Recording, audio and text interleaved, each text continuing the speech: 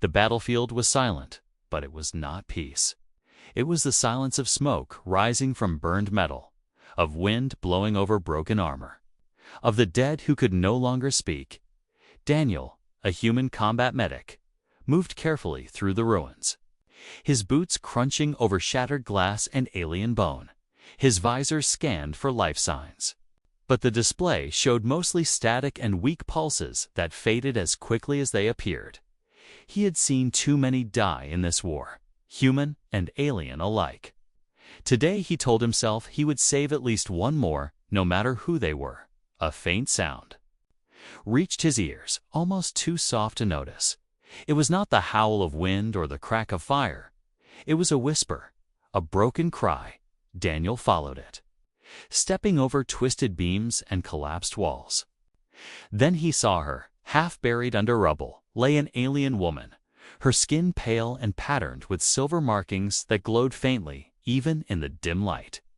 Her breathing was shallow, her lips moving as if to speak, but no sound coming out. Blood. Not red, but a strange shimmering violet pooled around her side. She was badly hurt, and from the wound, Daniel could tell she did not have long. He dropped to his knees, shoving debris away from her body. She winced, a small whimper escaping her throat. Daniel spoke softly. "It's okay. I'm here to help." Even though he knew she might not understand his words, her eyes, bright and strange like twin moons, opened slightly and fixed on him. She was afraid, but too weak to resist. Daniel checked her pulse, faint but steady. Her vitals on the scanner showed massive blood loss. The medical kit had alien-compatible plasma, but his system beeped A, warning her blood type was unlike anything stored in the unit. She needed a transfusion now, or she would die within minutes, he thought quickly. Human blood had never been tested with her species. It could kill her instantly, or save her. There was no time to call for approval. The rules of war said, do not cross-species transfuse without medical clearance. The rules of a medic's heart said save her. Daniel ripped open his own arm seal and connected the transfusion line.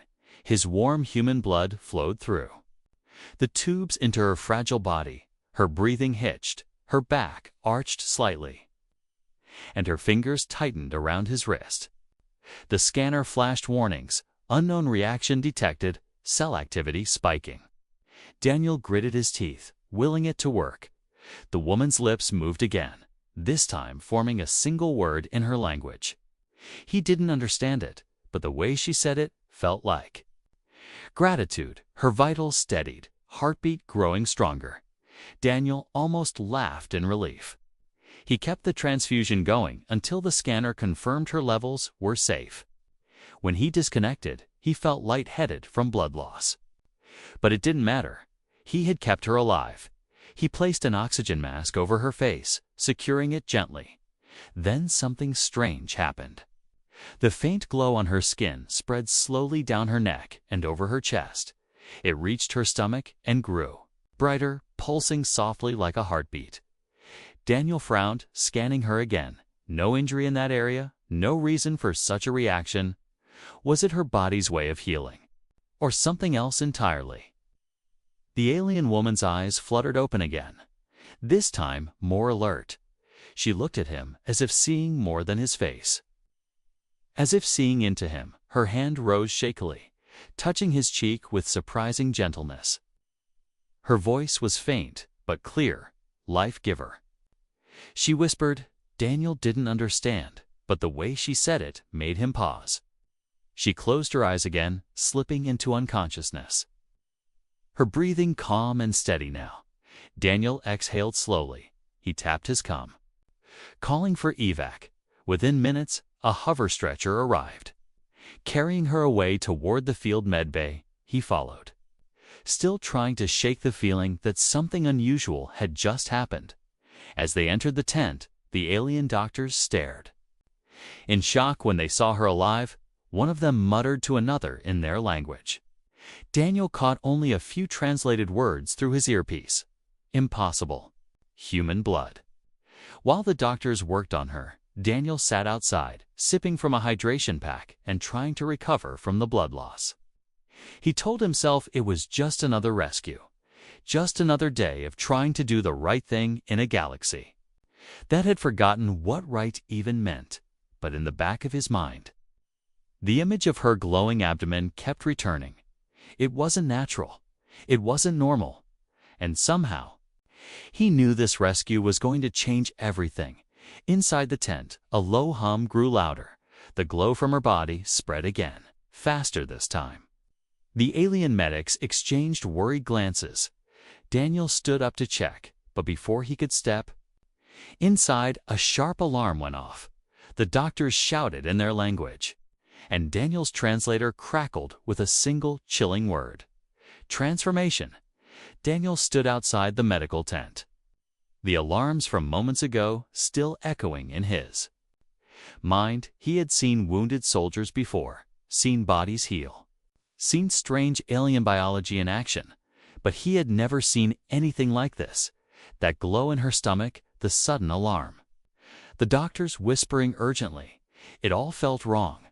Not dangerous in the way of an infection or a wound, but dangerous in the way of something unknown, and in war. The unknown could kill faster than any bullet.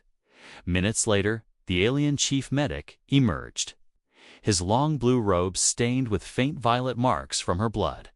"You gave her your blood," the medic said, voice flat. Daniel nodded slowly. "She was dying. I didn't have a choice." The medic's eyes narrowed. "You have done something no one has dared in 100 years. He didn't explain further, only added, "For now, she is stable," and turned back inside. Daniel followed, unable to let it rest. Lyra, he had overheard one of the medics call her, that was lying on the bed, her chest rising and falling evenly.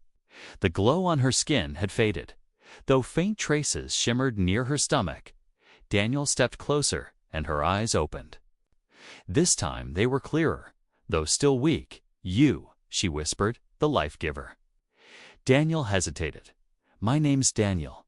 She closed her eyes briefly, as if memorizing it, before whispering, "Daniel, your blood." It's inside me. He felt a strange chill. "Yeah, that's how a transfusion works." He tried to keep his tone light, but she shook her head slowly. "No. It's not just in my veins, it's changing me." Before Daniel could ask more, the medic interrupted, pulling him aside. "She must rest, but you should know, her body is adapting faster than expected." Daniel frowned. "Adapting to my blood?" The medic hesitated. "Not only that, there is growth. Cell activity far beyond normal healing." Daniel's stomach tightened. "What kind of growth?" The medic's eyes avoided his. "We do not yet know." Hours passed. Daniel stayed in the tent, sitting by her bed. Watching her sleep once, she woke and stared at him for a long moment, her fingers twitching like she wanted to reach for his hand, but didn't. She seemed calmer when he was near. Even the machines monitoring her heart slowed into a steady rhythm whenever he spoke. Something about it made the medics exchange glances every time. Later that night, when the camp lights dimmed, Daniel finally allowed himself to rest. He leaned against the wall, drifting in and out of shallow sleep.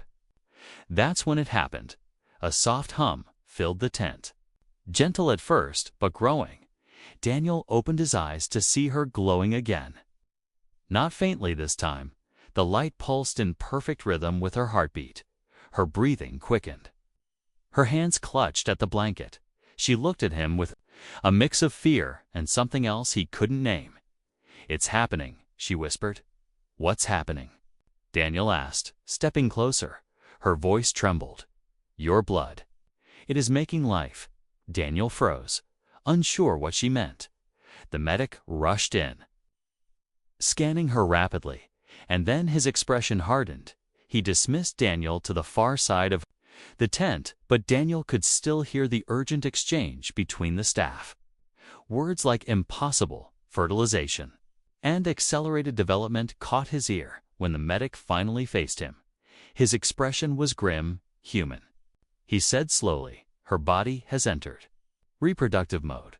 Daniel's eyes widened from a transfusion. That's not the medic cut him off. Not possible by your science. But it is real. He leaned closer, lowering his voice. And that means she is carrying something that has never existed before. Daniel's mind spun.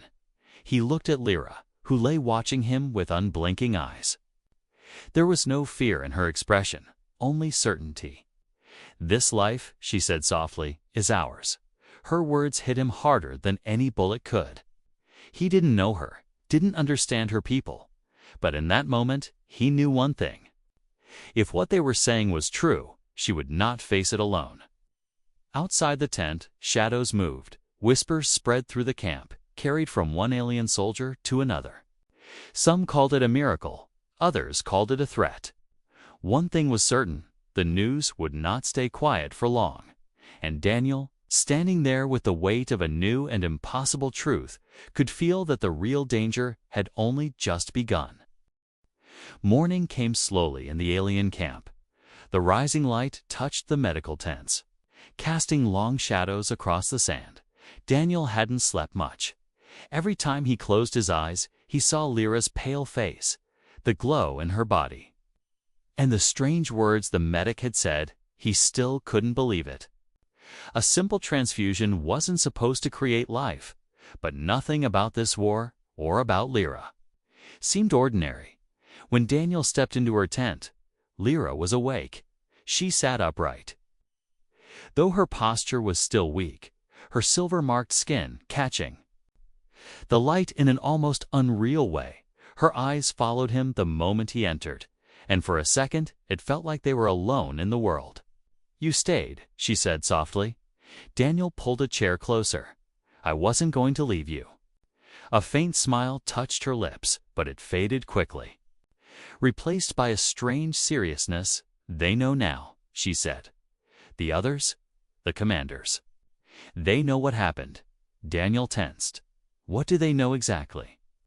"That there is life inside me, and that it came from you." She replied, her voice steady. Daniel exhaled slowly. "And what does that mean to them?"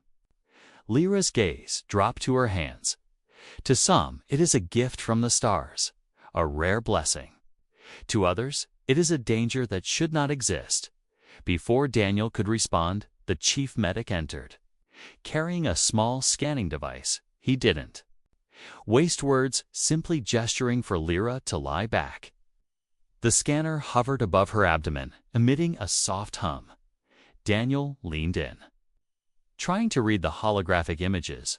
What he saw made him blink twice. Inside Lyra, there was a small shape, not fully formed, but clearly alive. It pulsed faintly with light. "That," the medic said quietly, "is the first recorded hybrid of human and my kind." Daniel's mind raced. The medic's tone was calm, but Daniel could sense the tension beneath it. "This is not normal," Daniel said. "Nothing about this is normal," the medic replied. "It is a convergence of two bloodlines that should never have met, and yet it lives." Lyra turned her head toward Daniel, her expression unreadable. "You gave me life," she said, "and now I carry yours." Her words should have felt strange, but they didn't. They felt heavy, meaningful, final. Daniel didn't know if he was ready for the weight of it, but he knew one thing: he wouldn't let anything happen to her. The medic broke the moment with a warning. "This camp is not safe for you now," he said. "There will be those who wish to take the child for study, or destroy it before it is born." Daniel's jaw tightened. "Then we'll have to leave." The medic hesitated, then gave a small nod. "I can help you, but it must be done quietly." That night, the camp was unusually restless. Alien soldiers whispered in the corners, glancing toward the medical tent with suspicion or curiosity.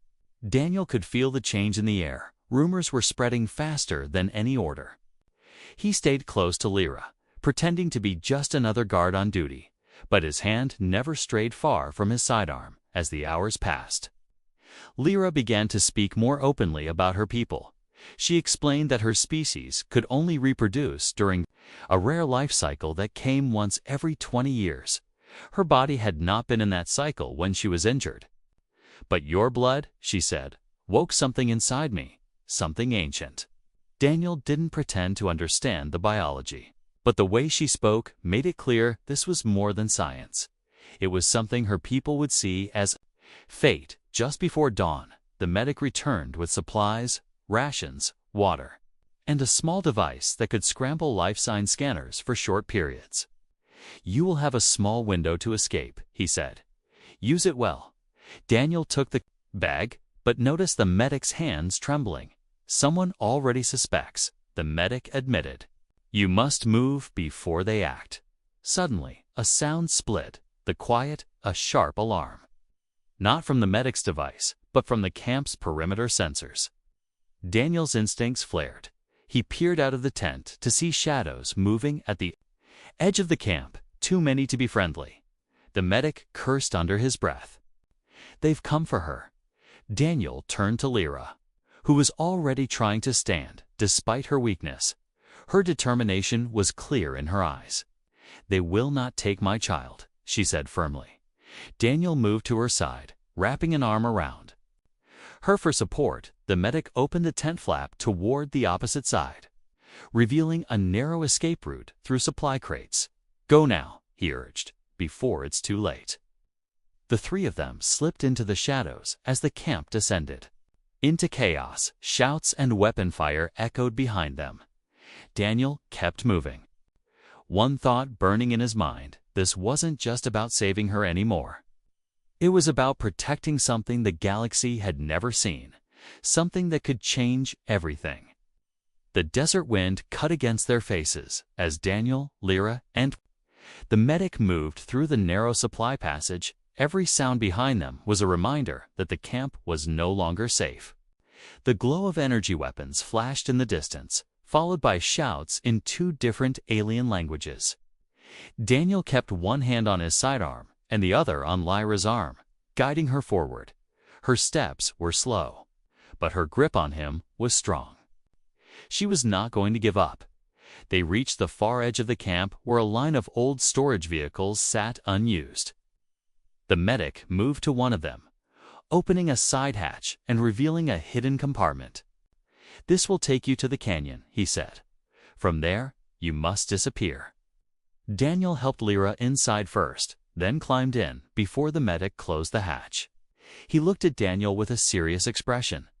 "There are people in this galaxy who will see that child as a weapon," he warned, "and there are others who will see it as blasphemy. Both will want it destroyed." Daniel nodded slowly. "I understand." The medic gave a small bow to Lyra. "May the stars guide you," and then shut the hatch. The vehicle started moving, the vibrations low and steady inside. The small compartment was dim, smelling of metal and dust. Lyra leaned against the wall, breathing slowly. Her hand rested on her stomach as if to shield the life inside. "They will follow us," she said quietly. Daniel glanced at her. "Let them try," but deep down, he knew she was right. Whatever was happening inside her was too extraordinary for anyone to just forget. Hours later, the vehicle came to a stop. Daniel peeked through a small slit in the wall. They were in a deep canyon, its rock walls towering on either side. The medic's driver waved once before turning the vehicle around and leaving. Daniel and Lyra stepped out, the dry air pressing against them. For a moment, it was silent, too silent. A faint clicking sound echoed between the canyon walls. Daniel froze. He knew that sound: alien trackers, the kind that hunted by heat and sound rather than sight. "Move," he whispered, pulling Lyra along. They took a narrow path, winding deeper into the canyon. The clicking grew louder. Shadows shifted above them. Daniel realized they weren't just being followed. They reached a small cave and ducked inside. Lyra sat down heavily, her breathing labored. Daniel crouched near the entrance, his weapon ready. Outside, faint shapes moved against the moonlight, tall figures in cloaked armor. Their movements were precise, predatory. These weren't ordinary soldiers. "They're hunters," Lyra said, her voice tight. Daniel glanced back. "Hunters. They take rare prey alive or dead, depending on who pays them," she explained. One of the hunters stepped forward, his voice carrying into the cave. "Give us the female and the child lives." Daniel's grip on his weapon tightened. He stepped into the open, keeping himself between Lyra and the hunters. "You'll have to kill me first," he said evenly. The hunter tilted his head, as if amused. "That can be arranged." Without warning, the hunters moved. Energy bolts flashed toward the cave entrance. Scorching the rock, Daniel fired back, forcing them to retreat behind cover. But he knew they were just testing him. The real attack would come soon. He ducked back inside, Lyra looking at him with fierce determination, despite her condition. "You can't fight them all," she said. "I'm not planning to," Daniel replied. Pulling a small device from his pack, it was a signal beacon if he could activate it.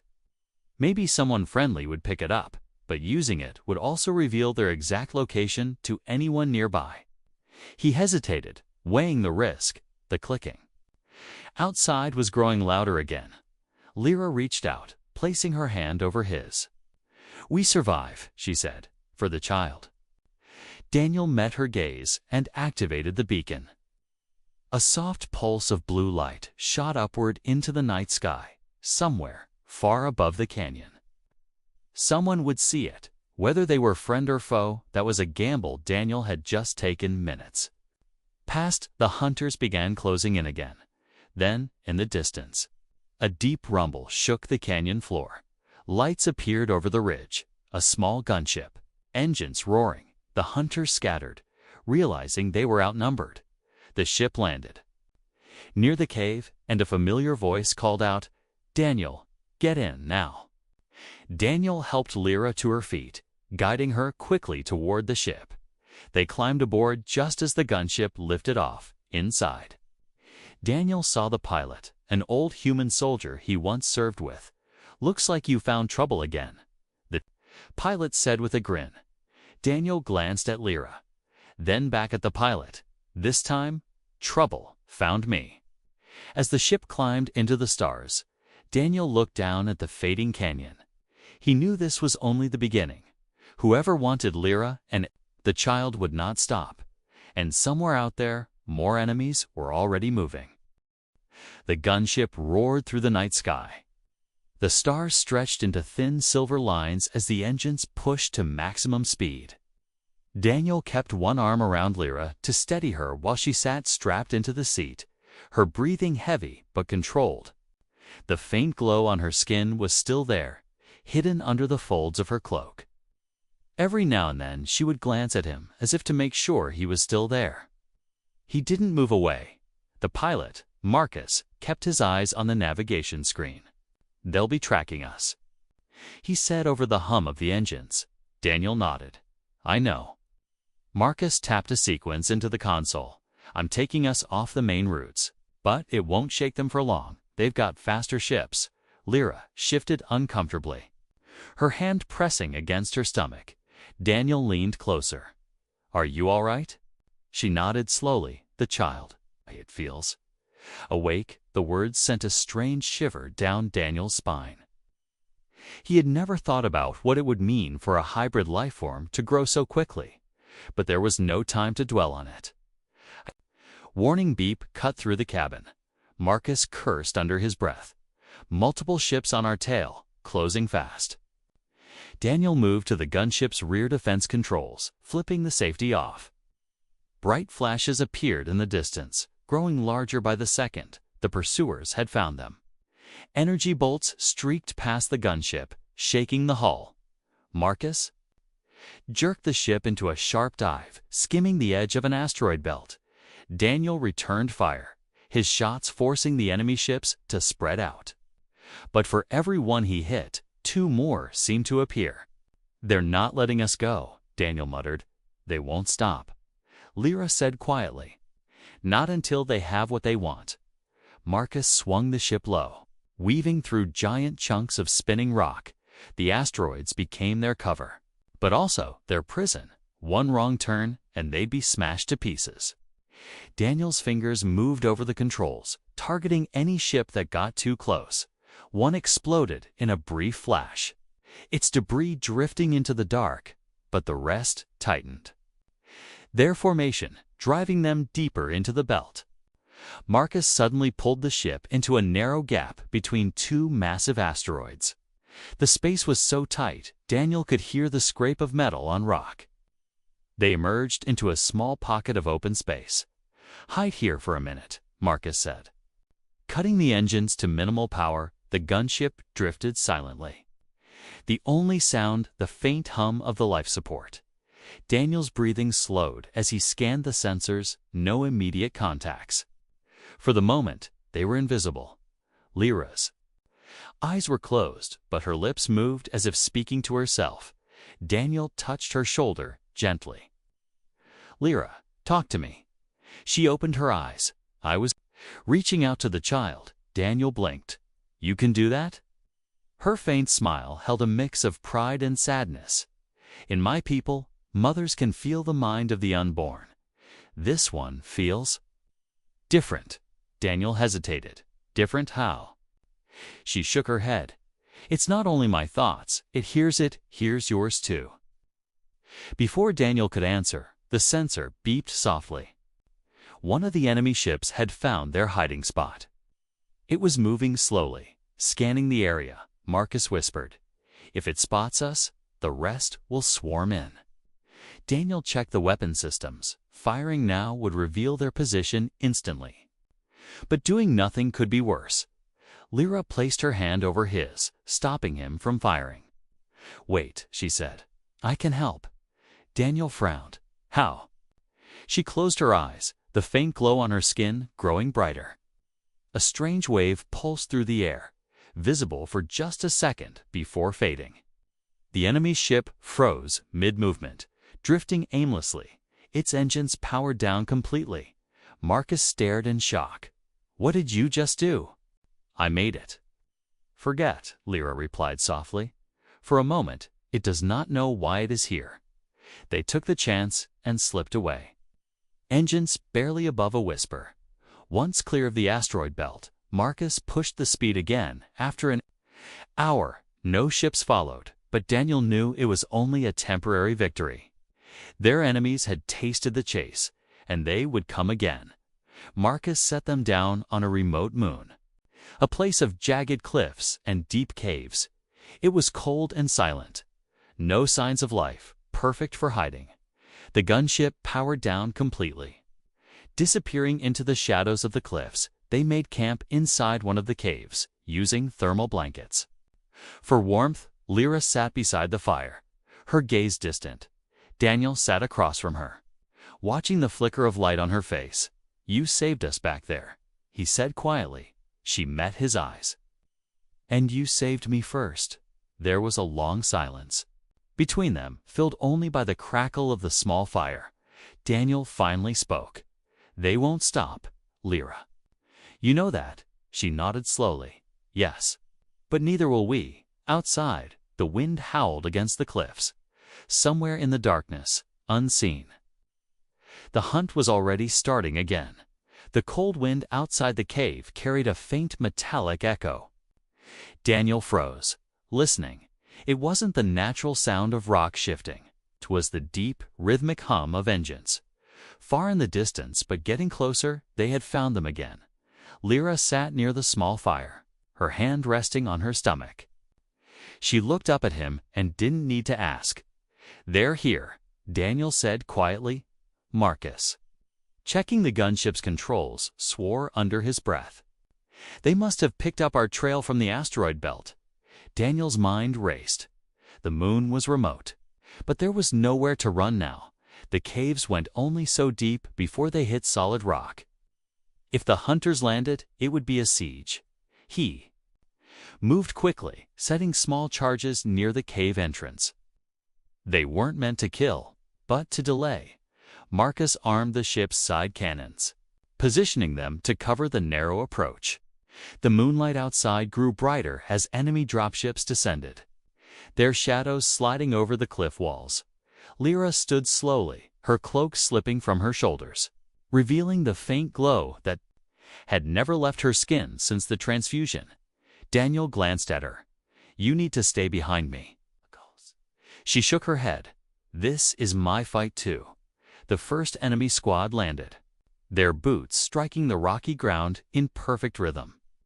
Tall figures in dark armor moved forward, their visors glowing a deep crimson.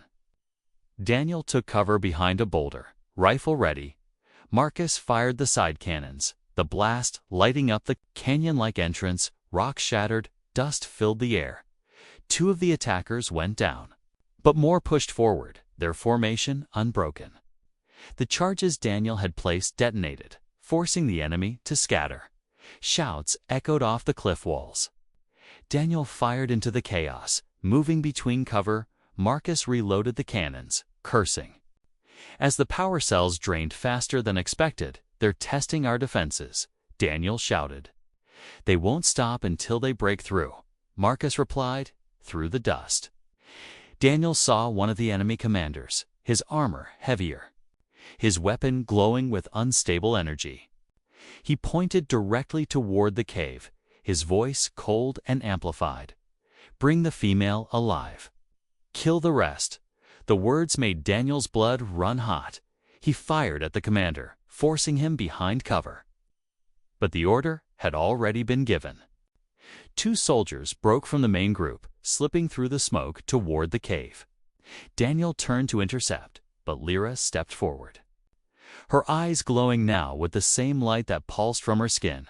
She raised her hands, and a wave of shimmering energy rippled through the air. The 2 soldiers froze mid-step, their weapons lowering as if their minds had been pulled somewhere. Far away, the glow from Lyra's body intensified. Daniel stared, both awed and concerned. "What are you doing?" he shouted. "Stopping them," she replied, her voice steady. "But it will not last long." The next wave of enemies came. Harder, Daniel fought fiercely, his rifle overheating from constant fire. Marcus shouted from the gunship, "We can't hold much longer." The ground shook as a dropship set down closer to the entrance. Its ramp lowered, revealing a towering figure in ceremonial armor. A high-ranking hunter, he stepped forward, his voice cutting through the noise. "The child belongs to the galaxy, not to you." Daniel stepped into the open, his weapon aimed directly at the hunter. "She belongs to her mother," he said. The hunter tilted his head, almost curious. Before raising his weapon, the air between them shimmered, not from heat, but from the sudden force of Lyra stepping forward beside Daniel. Her glow was now blinding, the light pulsing so strongly it lit the entire cave. The hunter hesitated, perhaps for the first time. "What are you?" he asked. Lyra's voice was calm but powerful. "I am life." Then the glow burst outward in a wave. It hit the enemies like a physical force, throwing them back, their weapons scattering across the rocks. Some scrambled to their feet and fled toward the dropships. Others lay stunned. The high-ranking hunter tried to resist, but the wave pushed him to his knees. Daniel seized the moment, firing a shot that shattered the ground beside him. Forcing him to retreat, the battle ended as suddenly as it began. The enemy ships lifted off, vanishing into the dark sky. Silence returned to the cave, broken only by the sound of Daniel's heavy breathing. Lyra's glow dimmed, and she nearly collapsed. Daniel caught her, lowering her gently to the ground. Her voice was weak now. "They will come again." Stronger, Daniel held her close. "Then we'll be ready." Marcus emerged from the ship, his face pale but eyes wide with disbelief. "I've fought in 100 battles," he said, "but I've never seen anything like that." Daniel looked down at Lyra, brushing a strand of silver-marked hair from her face. "She's not just fighting for herself," he said. "She's fighting for the future." Outside, the moon's horizon glowed faintly as the first light of dawn touched the cliffs. For now, they had survived, but the next step would decide everything. The first light of dawn spread across the jagged cliffs. Daniel stood at the mouth of the cave, scanning the horizon for any sign of returning enemy ships. The air was cold, but it carried a strange calm after the night's violence.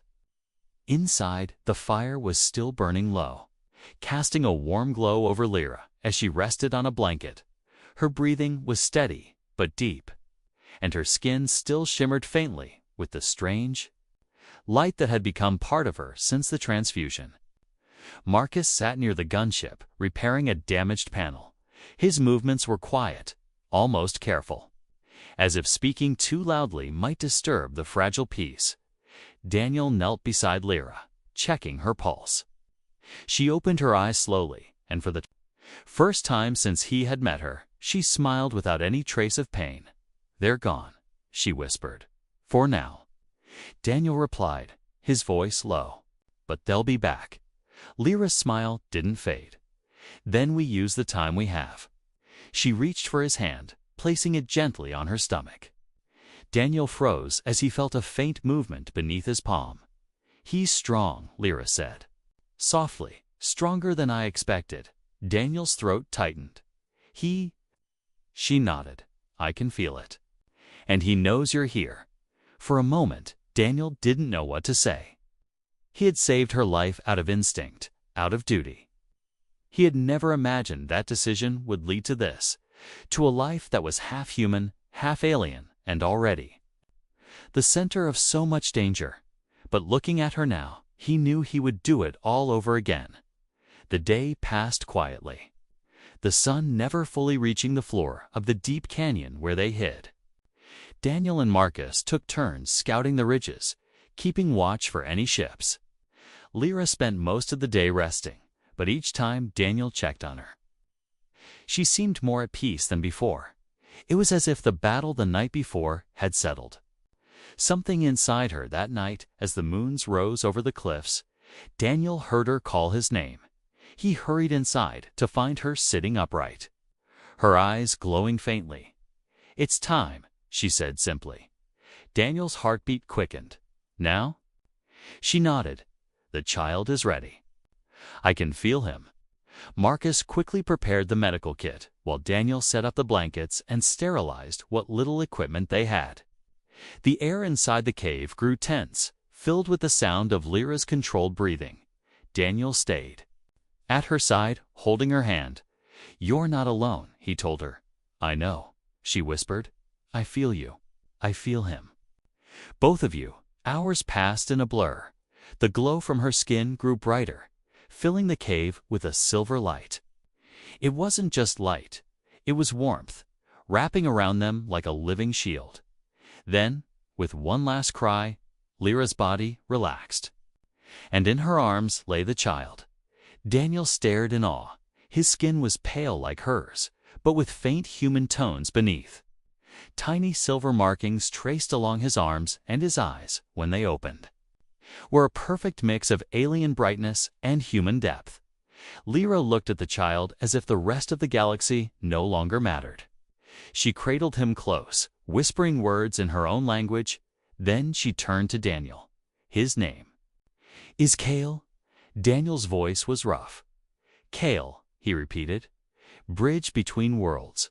Lyra smiled. "Yes, 'cause that is what he is, for a short while." They simply sat there, the three of them, the war, the hunters, the danger. All of it seemed far away, but it didn't last. Marcus stepped inside, his expression grim. Long-range scanners picked up movement. He said quietly, "Multiple ships. They'll be here in hours." Daniel looked at Lyra, who held Kale protectively. "They'll never stop," he said. Lyra's eyes met his, filled with both strength and sadness. "Then we make them stop," she said. "We take Kale somewhere. They can't touch him." They loaded the gunship quickly, securing supplies and wrapping Kale in thermal cloth. The engines hummed softly as Marcus prepared for takeoff. Daniel took one last look at the cave, knowing they would never return. As the ship lifted into the night sky, Kale stirred in Lyra's arms, his tiny hand reaching toward Daniel. Daniel smiled faintly, taking the small hand in his own. "You've got a big future ahead of you, kid," he said softly, "and I'm not going anywhere." The stars stretched out before them, endless and full of unknowns. Behind them was war, ahead of them was danger, but between those two things was a small new life. And for that life, Daniel would fight as long as he breathed. Somewhere in the galaxy, news would spread of a child unlike any other. Some would call him a miracle, others a threat, but for Daniel and Lyra, he was simply Kale, their son, and no matter what the galaxy thought, they would protect him, always.